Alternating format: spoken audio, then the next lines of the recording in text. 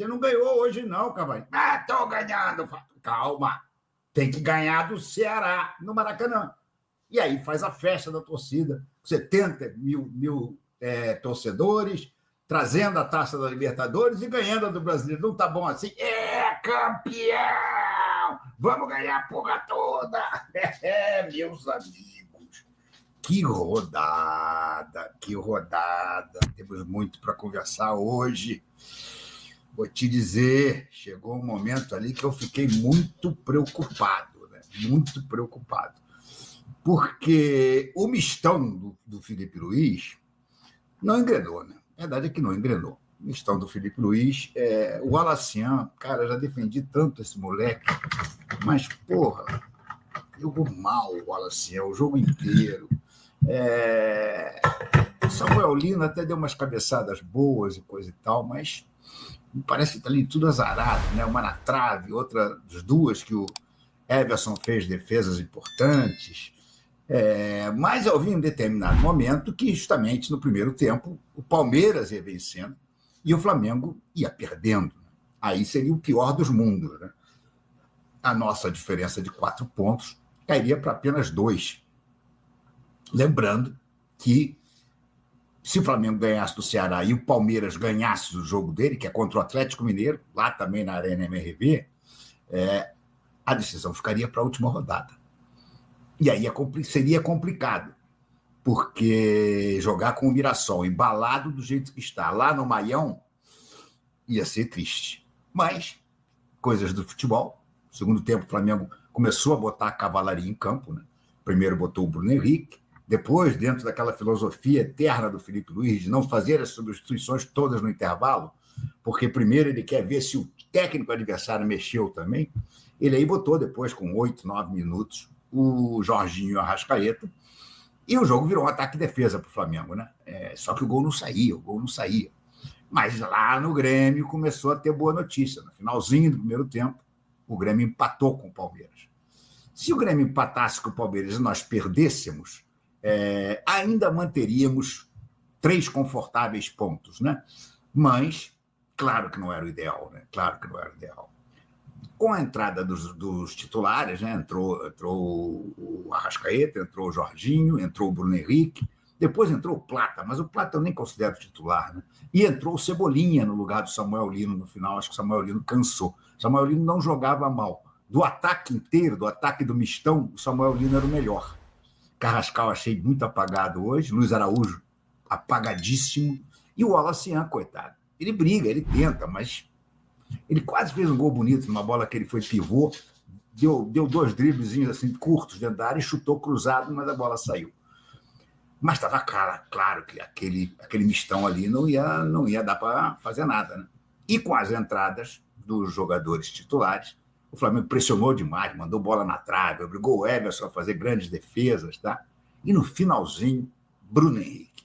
Eu adoro quando o Bruno Henrique faz gol, porque isso mostra como ele realmente está voltando às boas fases. E fez gol de cabeça, né? Que sempre foi uma especialidade do Bruno Henrique. Então, no finalzinho, ele fez o gol de empate e o Palmeiras perdeu mesmo lá, tomou 2 gols de pênalti, 3-1. No finalzinho, fez um segundo gol, mas aquele segundo gol que não mudava mais nada, faltavam 2 minutos, não ia empatar, né? Então, o balanço final da rodada é muito bom para a gente. É muito bom porque 5 pontos de diferença agora, gente. Não vou nem, tem vários cenários aqui que depois eu vou ler para vocês. O Globo Esporte fez um trabalho bem feitinho aqui, mostrando se o Flamengo ganhar, acabou. O Flamengo é campeão. Mas se o Flamengo empatar, enfim, depois eu leio isso com mais calma para vocês. Mas o fato é que a rodada acabou sendo ótima. Puxa, se tivéssemos feito mais um gol, teríamos ganhado o campeonato hoje. Mas não rolou. Foi um perrengue para empatar. O Atlético Mineiro veio com o seu time titular, aquele negócio de 7, 8 desfalques. Pode ter tido alguns desfalques ali na meiuca, mas jogou Dudu, jogou Bernard, jogou Hulk. Aliás, o Dudu faz a jogada do gol do Atlético Mineiro, né? E, no final das contas, a rodada é excelente.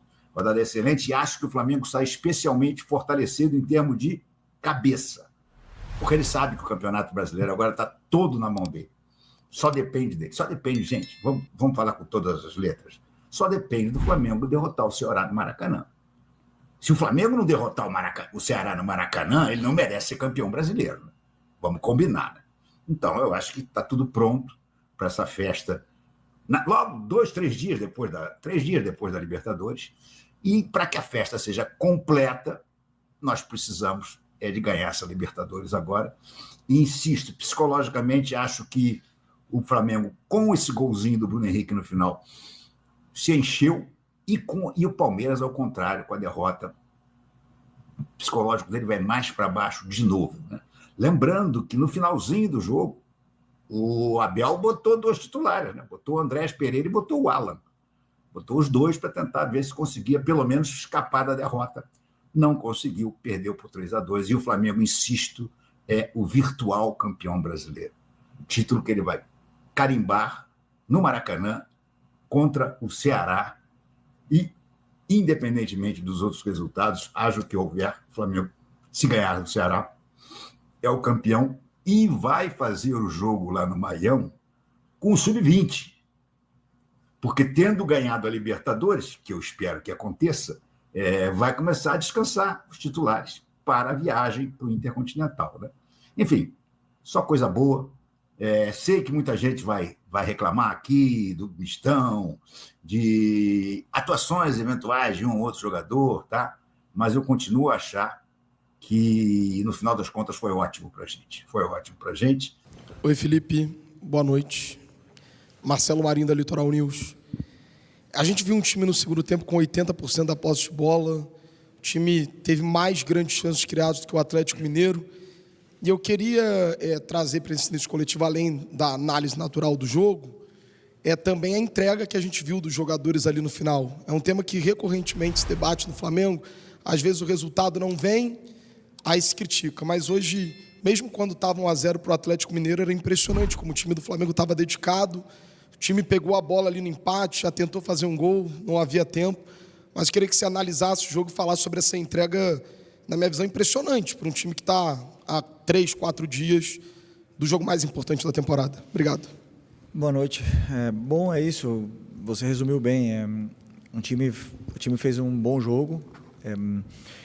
Verdade que não é fácil pressionar o Atlético Mineiro. Conheço bem o Sampaoli. Trabalhamos juntos no Flamengo. Sei como ele trabalha a parte ofensiva, como a equipe dele cria.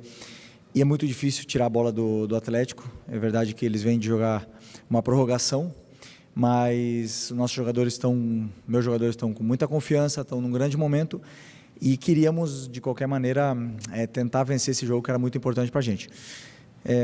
Com um erro nosso, eles fizeram um gol e a partir daí tudo ficou muito mais difícil, né? Fizemos chances e a bola, daqueles dias que a bola não quer entrar. Então eu, como treinador, eu acredito que o time encontrou os espaços, encontrou as vantagens, conseguiu gerar perigo. Os jogadores tentaram em todo momento, furar essa defesa em bloco baixo do Atlético Mineiro, que tem, na verdade, jogadores qualificados, tem grandes zagueiros e grandes jogadores.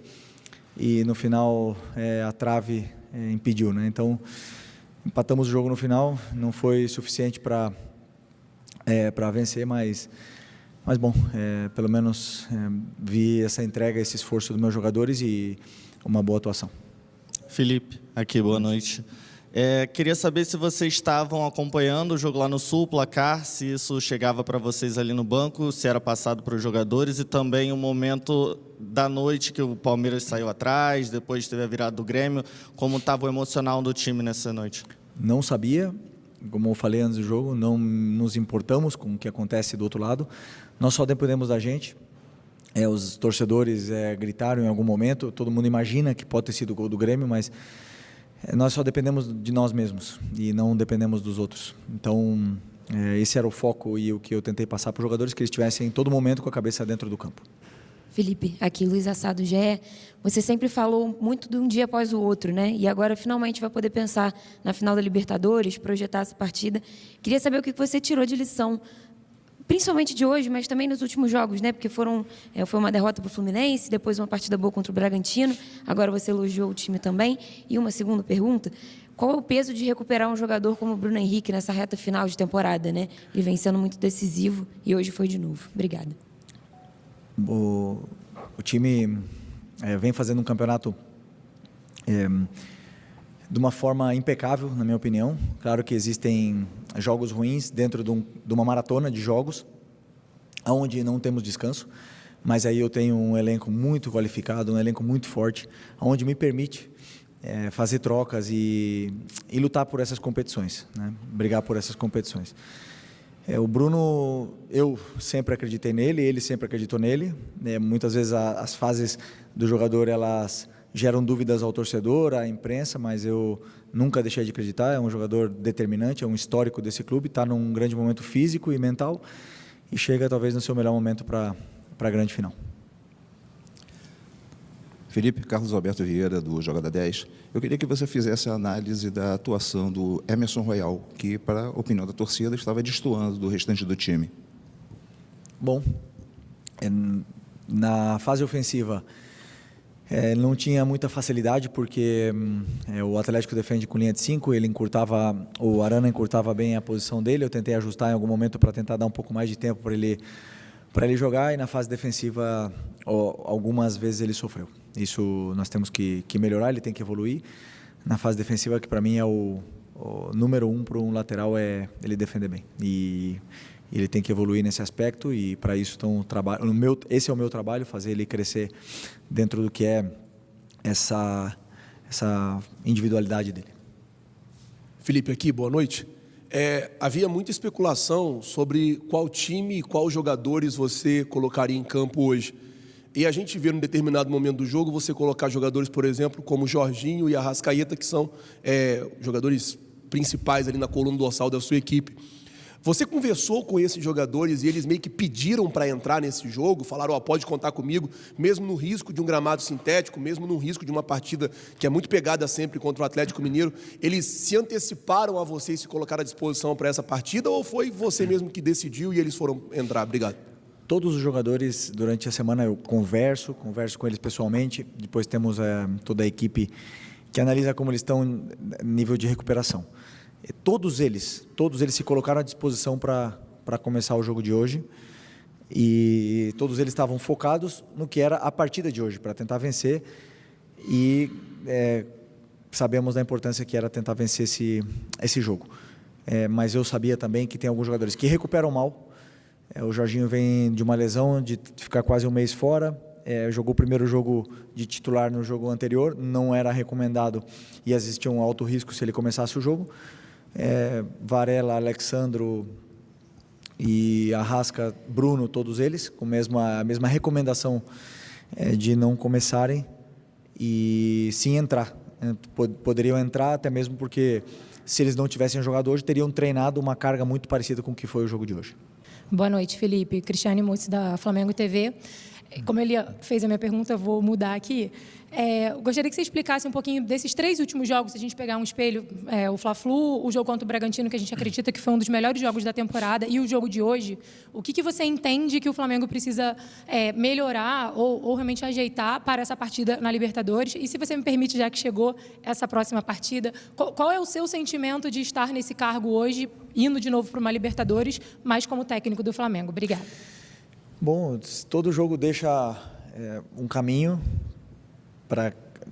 uma guia para a gente poder entender o que precisamos melhorar como equipe, tanto individualmente como em vários setores do que é a equipe. E todas elas deixaram alguns detalhes, né? E é verdade que jogamos com uma equipe contra o Fluminense hoje, contra o Sport também bem mexida, bem alternativa. E isso, claro, não é simples os jogadores que não jogam juntos, por mais que sejam muito bons, fazerem o mesmo nível, corresponderem ao mesmo nível dos que vêm jogando com mais sequência. Então, entendemos o que aconteceu dentro do Fla-Flu, entendemos isso e recuperamos o nível já contra o Bragantino, e hoje, mesmo com uma equipe alternativa, a equipe conseguiu entender bem a forma de atacar e esperar os momentos certos, e em nenhum momento eu vi a equipe ansiosa do mesmo jeito que eu vi contra o Fluminense. Felipe, boa noite. Davi Azevedo do canal Paparazzo Rubro.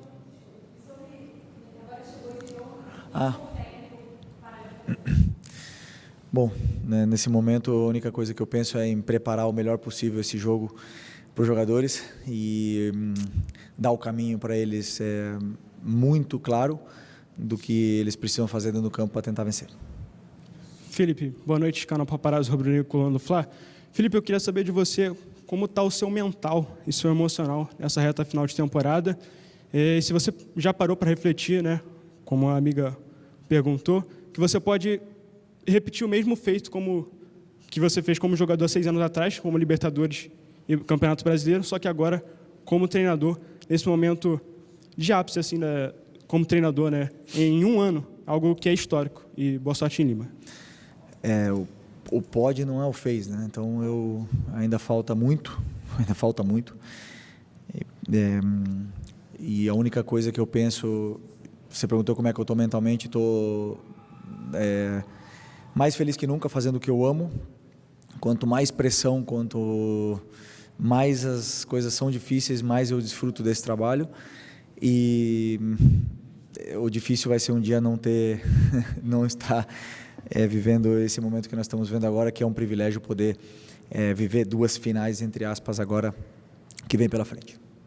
Felipe, aqui, boa noite, Bianca Molina, TNT Esportes. Felipe, se tu me permite 2 perguntas, queria só que tu explicasse como foi que tu traçaste a estratégia de hoje, né, de deixar pelo menos ali 5 jogadores tidos como titulares no banco de reservas, como foi a escolha por esses 5 nomes. E o Flamengo, ao contrário do Palmeiras, outro finalista na Libertadores, optou por sair desse jogo de terça-feira e voltar para a cidade, né, de onde é o clube, no caso para o Rio de Janeiro. O Palmeiras sai de Porto Alegre direto para Lima. Queria ouvir como foi essa decisão e o quanto é importante para vocês ter esse último contato, já é tradicional e tu viveste muito isso como jogador, com a torcida no Aerofly, se isso impactou de alguma forma. Obrigada. Sobre a decisão, eu respondi numa pergunta anterior.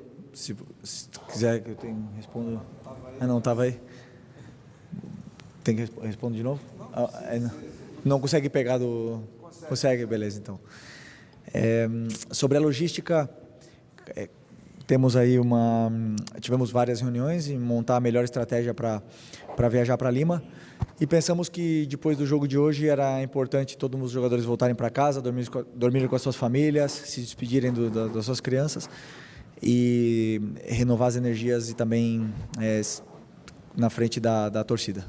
Achamos que era muito importante viver esse momento e agora começamos a desfrutar desse grande momento que é a final da Libertadores. A Arena MRV, palco de tantas festas e de momentos marcantes do futebol mineiro, viveu um cenário incomum, arquibancadas quase vazias em um dos duelos mais esperados do Brasileirão. O confronto entre Atlético Mineiro e Flamengo, válido pela 36ª rodada, registrou o menor público da história do estádio, com apenas 18.321 torcedores presentes. A renda, de pouco mais de R$850 mil, refletiu o clima de abatimento do torcedor atleticano, ainda ferido após a perda do título da Sul-Americana para o Lanús.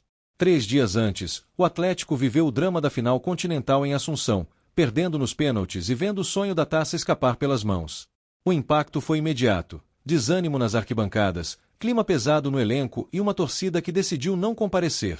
O que era para ser um jogo de reação virou símbolo do momento turbulento do clube. Mesmo com a força da rivalidade contra o Flamengo, o eco das arquibancadas vazias mostrava um time que perdeu o apoio e a confiança de seu torcedor. Do outro lado, o Flamengo chegou a Belo Horizonte com moral lá em cima, podendo garantir o título brasileiro com uma combinação de resultados. O rubro-negro, embalado pela vitória sobre o Bragantino e pelo clima de decisão da Libertadores, encontrou um estádio silencioso, longe da atmosfera de pressão que esperava. Ainda assim, a nação marcou presença, pequena em número, mas gigante na voz. Era possível ouvir o Mengo. Mengo, ecoando nas arquibancadas mineiras, enquanto o clima em campo contrastava totalmente com o momento vivido pelo clube carioca. Inaugurada em agosto de 2023, a Arena MRV já recebeu 65 jogos, com 38 vitórias do Galo em momentos marcantes, como recorde de público de 44.876 pessoas na final da Copa do Brasil de 2024, justamente contra o Flamengo. Mas a noite de hoje entra para a história pelo motivo oposto: o menor público já registrado. E isso diz muito sobre o estado emocional do Atlético e o contraste com o Flamengo, que chega à reta final de 2025 pronto para fazer história mais uma vez.